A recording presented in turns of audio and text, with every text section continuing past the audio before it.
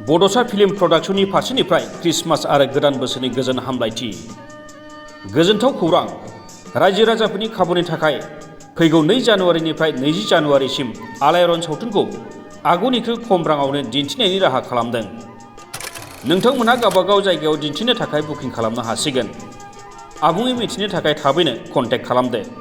Contact नाम्बारा जाबाय 8453766183 9678616741 आरो 7896298145 बे मबाइल नाम्बाराव कल खालामनानै नोंथांमोनहा बुकिं खालामनो हागोन।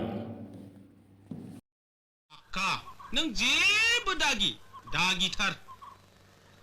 नों खालि आंनो 500 रांल' हर।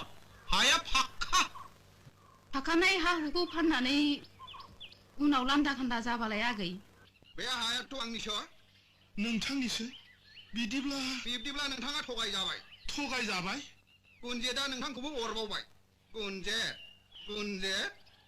गुनजेतनि खैसाराव नोंथाङा गासनबाय। नोंथाङा गावनि खाफालखौ जाबाय। हाखौ लामारनो नाजायोब्ला बाथ्राया गाहाम जानाय नङालै।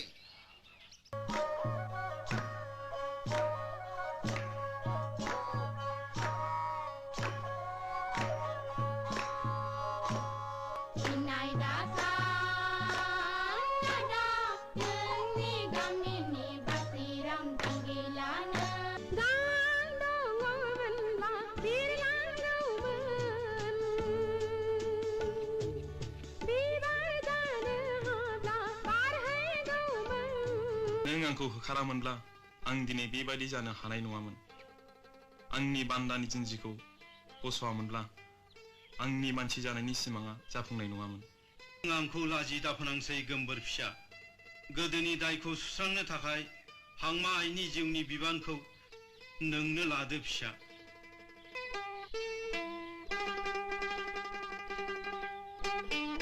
मानि सिमां? गावबा गावनि। आंलाय आंनिसो सानदोंमोन।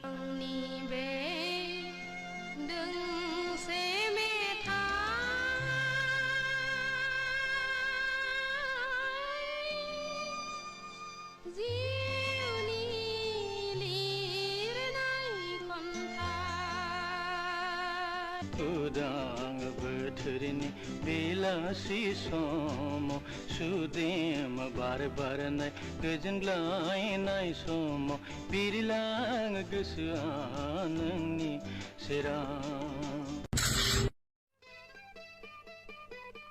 आंनि नामा हायनास्रि, नोंनियालाय? आरो नों बबेनि? आंनि मुङा जोंदाव। आं बम्बेनिफ्राय फैदों। मडेल गार्लफोरनि फट' बुथुमग्रा। आं नोंसिनि फट'खौ जि दाग्रा कम्पानियाव हरगोन। बिदिब्ला आंनि मोनसे फट' खेबबावदे। Okay, come on.